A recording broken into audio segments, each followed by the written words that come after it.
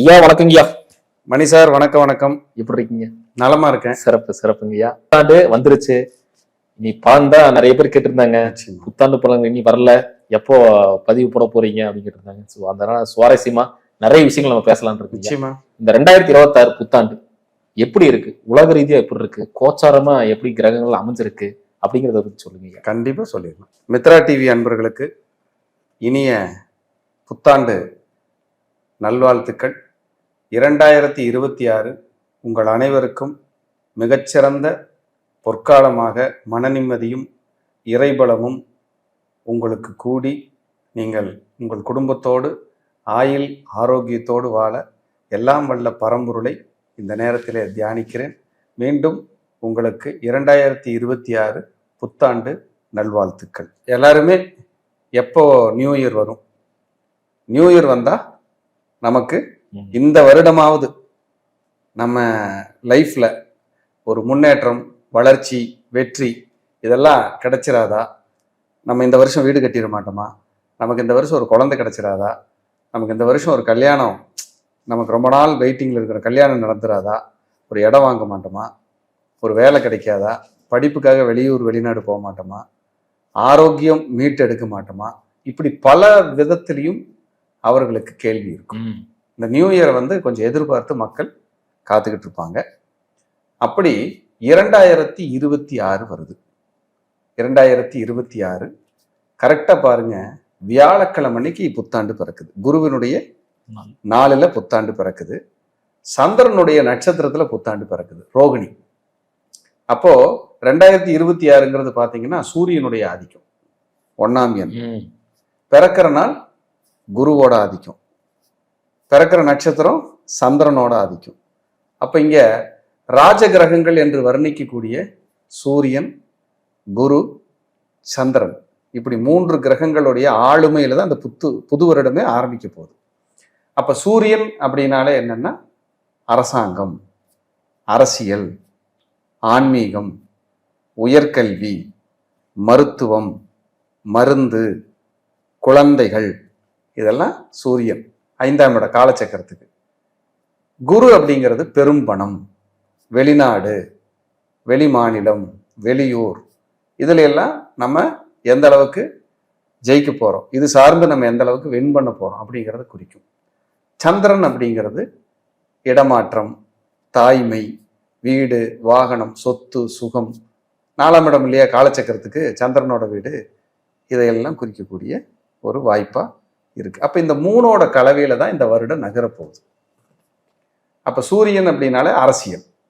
அரசியலில் ஒரு கணிப்பு, எல்லாரும் நம்ம இப்படி ஆகும் அப்படி ஆகும்னு வச்சுட்டு இருக்கிற கணிப்பு அப்படியே சேஞ்ச் ஆகும்.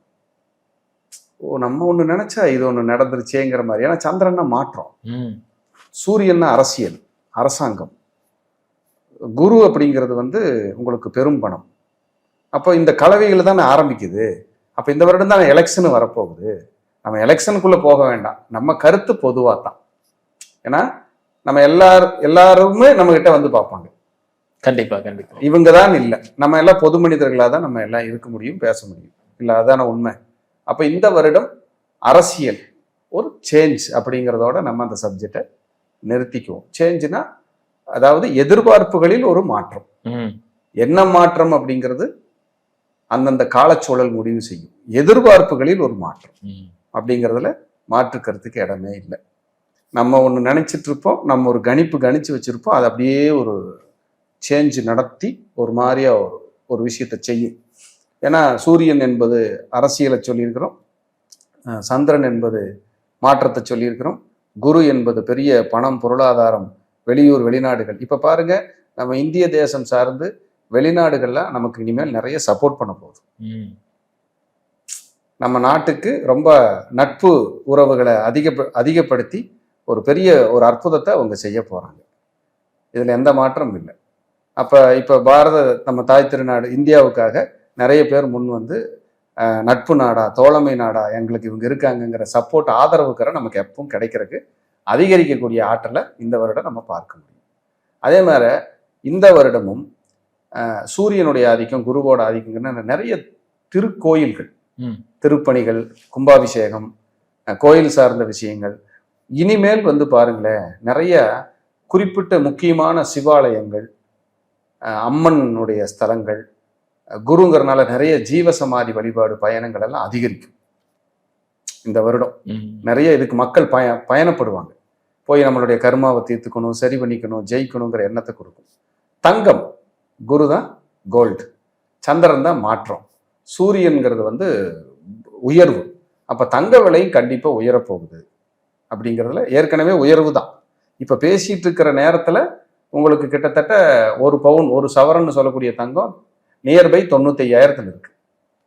இது அப்படியே அடுத்தடுத்து மூவ் ஆகி லட்சங்களுக்கு மேல போறதுக்கு வாய்ப்பு இருக்கு. ஏன்னா குரு உச்சம் வேற அடைய போறாரு. அதுல மாற்றங்கள் வந்து அடுத்தடுத்த கட்டத்துக்கு மூவ் ஆகிறதுக்கு சான்சஸ் நிறைய இருக்கு. இந்த 3ஓட கலவையில தான் இந்த வருடம் நகரப்போகுது. அதே போல கல்வியில் மாற்றம், கல்வியில் ஒரு புரட்சி, புதிய புதிய கோர்ஸ் இன்ட்ரடியூஸ் ஆகிறது. சந்திரன் அப்படிங்கிறது வந்து பாத்தீங்கன்னா மக்களுடைய மனது, மீடியாவே சந்திரன் தான். அப்புறம் இந்த ஏஐன்னு இப்போ வந்திருக்குல்ல, அது மாதிரி புதிய புதிய விஷயங்கள் இந்த வாட்ஸ்அப்ல, யூடியூப்ல, இன்ஸ்டாகிராம்ல புதுசா வந்து எப்படி வாட்ஸ்அப்னு ஒன்று வந்துச்சோ, யூடியூப் இன்ஸ்டாகிராம்னு வந்துச்சோ, அது மாதிரி புதுசா ஒரு புரட்சி கூட உருவாகும். ஏதாவது ஒரு புதிய ஒரு விஷயத்தை உருவாக்கி இதெல்லாம் இனிமேல் நம்ம மக்கள் பயன்படுத்த போறாங்க அப்படிங்கிறது கூட இந்த வருடங்கள்ல உருவாக்குறதுக்கு வாய்ப்பு. சரி. அப்புறம் சந்திரன் அப்படிங்கிறது வந்து பார்த்தீங்கன்னா நீர்நிலைகள். அப்ப அந்த புனித நதி நீராடுறதுக்கான கூட்டங்கள் அலைமோதும். புனித நதியில நீராடி நம்மளுடைய கர்மாக்களை தீர்த்து சுகமா வாழலாங்கிற விஷயங்களை எல்லாம் அதிகரிக்கும். அதே போல சந்திரன்கிறது காலச்சக்கரத்துக்கு 4ஆம் இடமா ரியல் எஸ்டேட் புதுப்பிக்கும். ரியல் எஸ்டேட் சட்டங்கள், புதிய நடைமுறைகள், பட்டா பத்திரங்கள் தொடர்பான புதிய சட்டங்கள் வகுக்கிறது, இந்த மாதிரி தான் இனிமேல் நீங்க மூவ் பண்ண முடியும்னு சொல்றதெல்லாம் இந்த வருடம் உருவாகும்.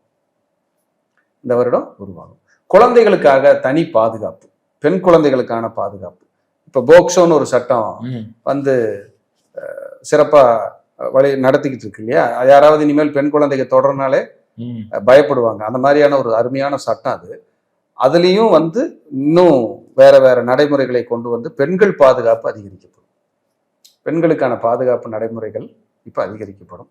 நிறைய பேர் பெண்கள் நிறைய பேர் விருது வாங்குவாங்க. ஐஏஎஸ், ஐபிஎஸ், ஏதாவது ஒரு அரசியல்ல, அரசாங்கத்துல பெண்களுக்கான முக்கியத்துவங்கள் எல்லாம் கொஞ்சம் ஒரு இம்ப்ரூவ் ஆகிறதுக்கான சான்ஸையும் அது கொடுக்கும். இப்ப அரசாங்கத்தில் இருக்காங்க, யாராவது ஒருத்தங்களுக்கு ஒரு பெரிய பதவியில் இருக்கிறவங்களுக்கு ஒரு பெண்ணை நியமிச்சு அவங்க புகழடைகிறது, அவங்க வெளிச்சத்துக்கு வர்றது, இந்த மாதிரி வர்றதுக்கு சான்சஸ் இருக்கு.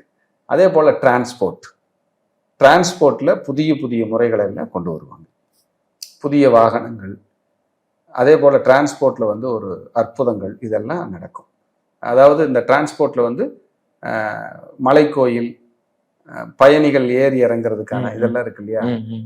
இப்ப உதாரணத்துக்கு ரோப் கார் மாதிரி திட்டங்கள் எல்லாம் நிறைய விரிவுபடுத்துவாங்க, நிறைய அதிகரிக்கும். இதெல்லாம் நிறைய சொல்லிட்டே போலாங்க. ஐயா, இந்த 2026ல சாமானியமா இருக்கக்கூடிய நபர்களுக்கு எல்லாத்துக்கும் கனவு என்னன்னா அந்த பொருளாதாரம், சம்பள உயர்வு கிடைச்சிடாதா, லாபம் பாத்திர மாட்டோமா அப்படின்னும் போது பொருளாதாரம் எப்படிங்க? கண்டிப்பா கிடைக்கும். அதுல குறிப்பா நியூ இயர் வந்து குருவின் நாள். தனுசு மீனம், தனுசு மீனம், மீனம், புனர்பூசம், விசாகம், புரட்டாதி, சூரியனுடைய ஆதிக்கம் எண்ணு 2026. அப்ப சிம்மம், கார்த்திகை, உத்திரம், உத்திராடம். அப்ப சந்திரனுடைய நாள் கடகம், ரோகிணி, திருவோணம், ஹஸ்தம். இந்த நட்சத்திரக்காரர்களுக்கெல்லாம் ஒரு விமோச்சனம் உண்டு. இந்த நட்சத்திரக்காரர்களுக்கு ஒரு விமோச்சனம் கட்டாயம் உண்டு. ஏன்னா சூரியன், குரு, சந்திரன் இவங்க ஒண்ணுக்கு ஒண்ணு எல்லாருமே யாருக்கு பகை கிடையாது, யாருக்கும் பகை இல்லை. அந்த இதுல புத்தாண்டு பிறப்பிக்குது. இவங்களுக்கு ஒரு விமோச்சனம் கண்டிப்பா கொடுக்கும். இந்த 2026 ஒரு அற்புதத்தை சூப்பரா செய்யும். எனக்கு தெரிஞ்சு கேன்சருக்கான இந்த மெடிசன் இருக்கு இல்லையா, அதுல ஏதாவது ஒரு புரட்சி நடக்கும். ஏன்னா குரு, சூரியன், சந்திரன் கூட. அப்ப ஏதாவது ஒரு மருந்து கண்டுபிடிக்க முடியாத, நடைமுறைப்படுத்த இந்த வியாதிக்கு குணப்படுத்த முடியாத ஒரு இத்தனை நாள் வரைக்கும் எதுவுமே கிடைக்கல, நம்ம பண்ண முடியலைங்கிறதுக்கு 2026ல ஏதாவது ஒரு விஷயம் நடக்கிறதுக்கு அதிக சான்ஸ், சொல்யூஷன் கிடைக்கிறதுக்கு வாய்ப்பு இருக்கு. ஏதாவது தவிர்க்கவே முடியாது, ஐயோ இந்த வியாதி அனுபவிச்சுதான் ஆகணும் அப்படின்னா கேன்சர் மாதிரியான வேற ஏதாவது வியாதிகள் இருந்தால் கூட அதுக்கு மருந்து கிடைச்சு குணமாகறக்கோ அல்லது மருந்துகளுடைய விலையில குறைச்சு மக்களுக்கு பயன்படும் வகையிலேயே அரசு கண்டிப்பா நடவடிக்கை எடுத்து செய்வாங்க. மத்தியிலையும் சரி மாநிலத்திலும் சரி ஏதாவது ஒரு முயற்சிகள் நடக்கும். குறிப்பா அரசாங்க மருத்துவமனைகள் இம்ப்ரூவ் ஆகும். அரசாங்க மருத்துவமனை இந்த எய்ம்ஸ் மாதிரியான மருத்துவமனைகள்லாம் இருக்கு இல்லையா, பெரிய பெரிய அதெல்லாம் டெவலப் ஆகும். நம்ம தமிழக அரசு கூட நம்மளுடைய நிறைய இடங்கள்ல அரசு மருத்துவமனைகளை விரிவுபடுத்தி அதை மல்டி ஸ்பெஷாலிட்டி ஹாஸ்பிட்டல் மாதிரி பிரம்மாண்டப்படுத்தி அடுத்த கட்டத்துக்கு கொண்டு போற நடவடிக்கைகள் இந்த பிரபஞ்சம் நமக்கு கொடுக்கும். சிறப்பு. ஏன்னா அது கூட அவங்களுக்கு நல்ல ஒரு மூவா இருக்கும் மக்களுக்கு. ஏன்னா மருத்துவம் மக்களுக்கு ரொம்ப முக்கியம். அதெல்லாம் இந்த மாதிரி 2026 ஒரு புதுப்பிச்சு அதை நடைமுறைக்கு கொண்டு வரக்கான சாத்தியங்களை நிச்சயமா அந்த பிரபஞ்சம் எல்லாருக்கும் சப்போர்ட் பண்ணணும். ஏன்னா யாருமே நோய் இல்லாத வாழ்வு வாழணுங்கிறது தான் என்னுடைய வாழ்த்து. கண்டிப்பா கண்டிப்பா. ஐயா அதே மாதிரி பாத்தீங்கன்னா அக்ரிகல்ச்சர் விவசாயம் எப்படிங்க? 4ஆம் இடம் தான் கால்நடை விவசாயம். குரு சூரியன்லாம் இருக்குது. இந்த தடவை இந்த பால் சம்பந்தமான இது விவசாயிகளுக்கு மாடு பால் விலையெல்லாம் கொஞ்சம் உயர்ந்து அவங்களுக்கு கொஞ்சம் நன்மை நடந்து, மக்களுக்கு அது ஒரு வகையில சின்ன சுமை வந்தா கூட ஆனா விவசாயிகள் நல்லா இருப்பாங்க கண்டிப்பா. ஏன்னா அவங்க காலையில 2 மணிக்கு எந்திரிச்சு பால் கறந்து மக்களுக்கு கொண்டு போய் வீடு வீடா விநியோகம் பண்ணி எத்தனை கஷ்டப்படுறாங்க. ஸோ அவங்களுக்கு இது ஒரு விமோச்சன காலமாக இருக்கும். அதே போல விவசாயிகளுக்கு விவசாயம் மழை பெஞ்சு நல்ல செழிப்படையும். ஏன்னா சந்திரன் ரோகிணிங்கிறது சந்திரன், மலைக்கானவரே சந்திரன் தான். குருங்கிறது செழுமை, சூரியன்கிறது வளர்ச்சி. அப்ப மழை பெஞ்சு விவசாயமும் இந்த ரியல் எஸ்டேட்டும் விவசாய பூமிகளும் செழிப்பா இருக்கும் அப்படிங்கிறது என்னுடைய பொது கருத்தை முன்வைக்கிறேன். இது யாருக்காகவும் யாரையும் சார்ந்து குறிப்பிடுகின்ற எந்த கருத்தும் இல்லைங்கிறத இந்த நேரத்துல பதிவு பண்ணி இது பொதுவான பலனா நம்ம பேசியிருக்கோம். கண்டிப்பா கண்டிப்பா ஐயா. இப்ப நம்ம ஒவ்வொரு ராசிக்கான பலன்கள் நம்ம பார்த்துடலாம் ஐயா. ஐயா இப்ப நம்ம பார்க்கக்கூடிய ராசி கடக ராசி. இந்த வருஷமாவது இது நல்லது நடந்துராதா, நல்லது நடக்குமா அப்படின்னு எதிர்பார்த்துட்டு இருக்காங்க. அதுவும் குறிப்பா சொல்லணும்னா குரு வேற அங்கதான் பெயர்றாரு, அது உச்ச குரு வேற இருக்காரு. ஸோ பலன்கள் எப்படி இருக்குன்னு சொல்லுங்க ஐயா. நிச்சயமா கடகராசி அன்பர்களுக்கு மித்ரா டிவி ஸ்ரீ வாராகி ஜோதிடத்தின் சார்பாக இனிய 2026 புத்தாண்டு நல்வாழ்த்துக்கள். கடகம் காலச்சக்கரத்துக்கு 4வது ராசி சார். இந்த பெயர்ச்சியில குரு பயிற்சி வருது இல்லைங்களா, இங்க கடகத்துக்குள்ளதான் வராரு, உச்சமாகிறார். ஜூன்ல தான் உச்சமாகிறார். பொதுவா கடகத்திற்கு 2026 எங்களுக்கு ஏதாவது விமோச்சனம் ஆயிராதா? ஏன்னா இப்பதான் அஷ்டம சனியில சக்கையா புழிஞ்சு வெளியில வந்திருக்காங்க. என்ன லைஃப் சார், பிறந்தாலும் கடகத்துல மட்டும் பிறக்க கூடாது சார். ஒரு வரியில சொல்லணும்னா உயிர் மட்டும்தான் மிச்சம் அப்படிங்கிற ஒரு விஷயத்துல ஸ்ட்ராங்கா உள்ள போய் உட்காந்துருச்சு. பாவம் தான் உண்மையிலேயே கடகராசிக்காரங்க. அவங்க நெருடல்கள் நெருக்கடிகளோட உச்சத்தில் இருக்காங்க.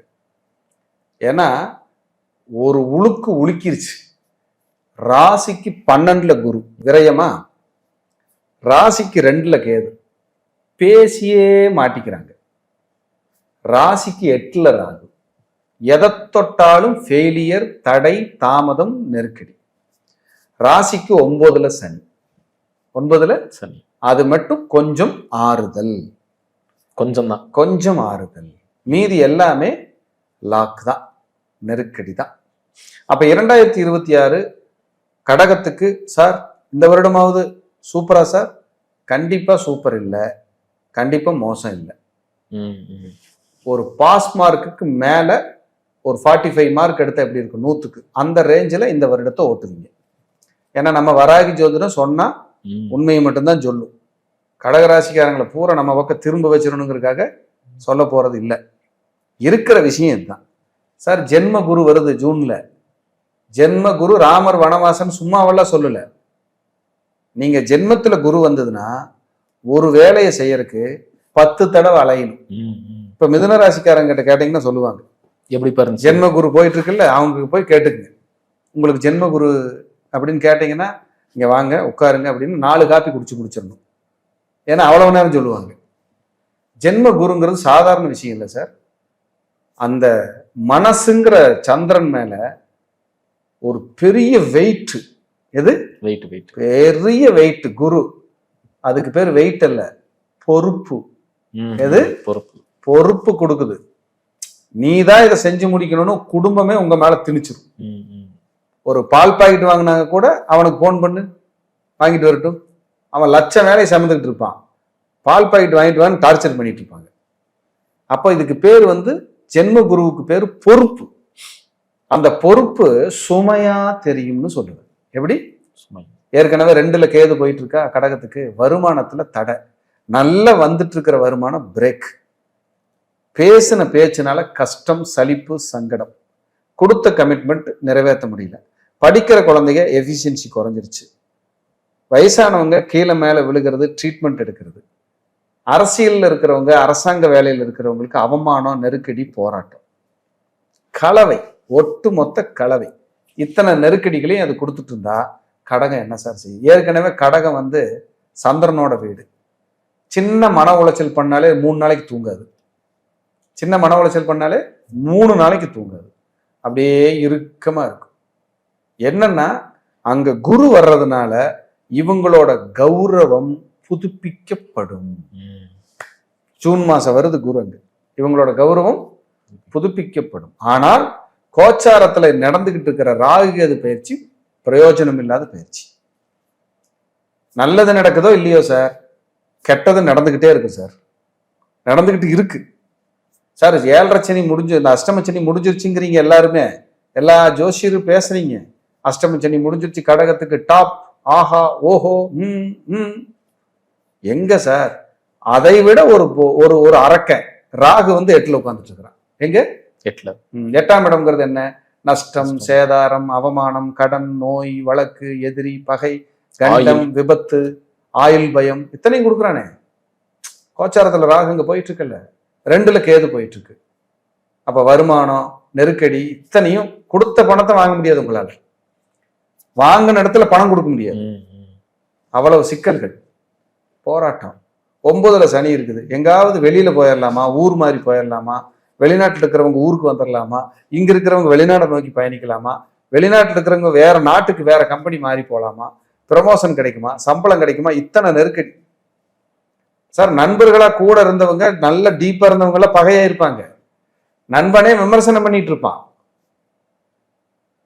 நல்ல ஹெல்த் பாதிக்குது, நேர 6ஆம் இடத்தை சனி பாக்குறாரு, ஹெல்த் பாதிக்குது. இதுல ஒரே ஒரு ஆறுதல் என்னன்னா, ஜூன் மாசத்துக்கு மேல அந்த ஜென்ம குருவா வந்தாலும் வேலையே இல்லை சார், வேலையில திருப்தியே இல்லை சார், வேலையில நிம்மதியே இல்லை சார்ங்கிறவங்களுக்கு வேலை கிடைக்கும், வேலையில ஒரு முன்னேற்றம் கிடைக்கும், வேலையில ஒரு வளர்ச்சி கிடைச்சிடும். இதுல எந்த மாற்றமும் இல்லை. வேலை வந்து ஒரு பலப்படுற ஒரு காலமா இருக்கும். தொழில் அப்படிங்க இருக்கும், தொழில் நல்லா இருக்கும். 10ஆம் அதிபதி செவ்வாய் இல்லையா, அந்த செவ்வாயுமே வந்து உங்களுக்கு தொழில்கார கிரகம் இல்லையா. அந்த செவ்வாய் வந்து இந்த நியூ இயர் காலங்கள்ல ஒரு பலத்தை நோக்கி தான் வர்றாரு, உச்சத்தை நோக்கி தான் வர்றாரு. அப்ப தொழில வந்து இவங்க எப்படியாவது இம்ப்ரூவ்மெண்ட் பண்ணிக்கலாம், வளர்ச்சியை நோக்கி போய்க்கலாம். மைனஸா எங்க ஃபீல் பண்றீங்கன்னா, ராகு கேது தான் உங்களை நொறுக்குது. ராகு கேது தான் நொறுக்குது. ஏன்னா கடகத்துக்குள்ளேயே ஒரு பாம்பு படுத்துக்கிட்டு இருக்குது, ஆயில்யம். கடகத்துக்குள்ளேயே ஒரு பாம்பு உட்கார்ந்துட்டு இருக்குது, ஆயில்யம். பாருங்க, இந்த ராகு கேது குரு சனியைத்தானே பேசுறோம். இந்த 3 சம்பந்தப்பட்ட நட்சத்திரங்கள் அங்க உள்ள உட்காந்துருக்கு. ஆயில்யம்னா பாம்பு, புனர்பூசம்னா குரு, பூசம்னா சனி. எப்படி உட்கார்ந்துட்டு இருக்குன்னு பாருங்க. இது வந்து ஒரு விபரீத ராஜயோக ஜாதகம். யாரு கடகத்துல பிறந்தா மட்டும் ரொம்ப கீழ்நிலையிலிருந்து போராடி கஷ்டப்பட்டு அல்லோலப்பட்டு இந்த லைஃபே வேணாம் முடிஞ்சதுன்னு நினைக்கும் போது விஸ்வரூபமா எந்திரிக்கிறவங்கள கடகம். ஆனா இப்ப கோச்சாரத்துல நிலைமை சரியில்லை, ரொம்ப பாடா படுத்திக்கிட்டு இருக்கு. ஸோ இப்ப என்ன பண்ணணும் அப்படின்னா, இரட்டை திருப்பதின்னு ஒரு ஊர் இருக்கு. நவ திருப்பதி கேள்விப்பட்டிருப்பீங்க, தூத்துக்குடி திருநெல்வேலி பெல்ட்ல இருக்கும். அதுல இரட்டை திருப்பதின்னு ஒரு இடம் இருக்கு. ராகுக்கான கோயிலும் கேதுவுக்கான கோயில் அது. இந்த இரட்டை திருப்பதி நவ திருப்பதிகள்ல ஒண்ணு. அப்ப அந்த ராகு கேது நவ திருப்பதிகள் இருக்கிற அந்த ராகு கேதுக்கு போய் ஒரு மண்டே அன்னைக்கு, நீங்க கடகத்துல பிறந்ததுனால திங்கக்கிழமை, ஒரு திங்கக்கிழமை அன்னைக்கு போய் கருப்பு உளுந்து 1 கிலோ, கொள்ளு 1 கிலோ தானம் பண்ணி 18 நெய் விளக்கு தனியாகவும் 7 நெய் விளக்கு தனியாகவும் போட்டு உங்க பேருக்கு ஒரு அர்ச்சனை பிரார்த்தனை நல்ல வழிபாடு பண்ணிட்டு கோயிலுக்குள்ள குறைஞ்சபட்சம் ஒரு 1/2 மணி நேரமாவது உட்கார்ந்து பிரார்த்தனை பண்ணிட்டு வந்தீங்கன்னா ஒரு பெரிய ரிலீஃப் உண்டு. ஒரு பெரிய ரிலீஃப் உண்டு, கண்டிப்பா உண்டு. இதுல எந்த மாற்றமும் இல்லை. ஆரோக்கியம் எப்படிங்க? ஆரோக்கியத்தை கெடுக்குதுங்கிற நான். ஆரோக்கியத்தை அதான் 8ஆம் இடம் தான் அப்படியே சொல்லிட்டுமே, கடன், நோய், வழக்கு, எதிரி, பகை, கண்டம்னு பேசினமே. அது நோய்கள் வரக்க அறிகுறி வந்துருங்களா? 6ஆம் இடத்தையே உங்களுக்கு சனி பாத்துறாரு பாருங்க.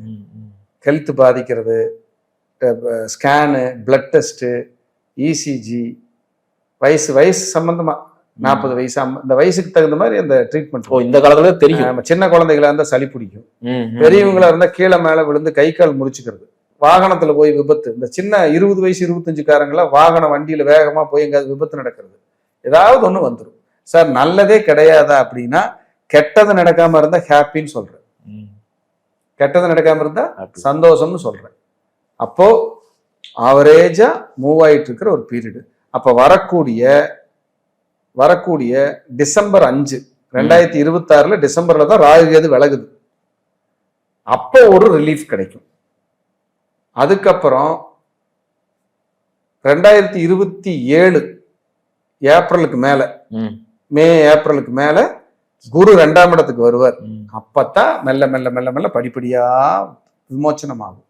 இந்த கடகம் இப்ப நம்ம பேசின முதல் 4 ராசியில கடகம் கொஞ்சம் இறுக்கமான பீரியடை கடக்க வேண்டிய சூழல் தான். இதுல உங்க தசாபுத்தி நல்லா இருந்து கோச்சாரத்துல வர்ற கிரகங்கள் உங்க பகை கிரகத்தின் மேல, நீங்க பிறக்கும் போது உங்க ஜாதகத்துல ஒரு கிரகம் இருக்கும் இல்லையா, அதுல பகை கிரகத்தின் மேல பகை கிரகம் பயணம் பண்ணாம இருந்தா நீங்க கண்டிப்பா தப்பிச்சுக்குவீங்க, தப்பு வராது. அதனால உங்க ஜாதகத்தை ஆய்வு பண்ணி பார்த்து நீங்க முடிவுகளை எடுத்துக்கிறது நல்லது. இது எல்லா வீடியோலையும் சொல்லியிருக்கிறேன்.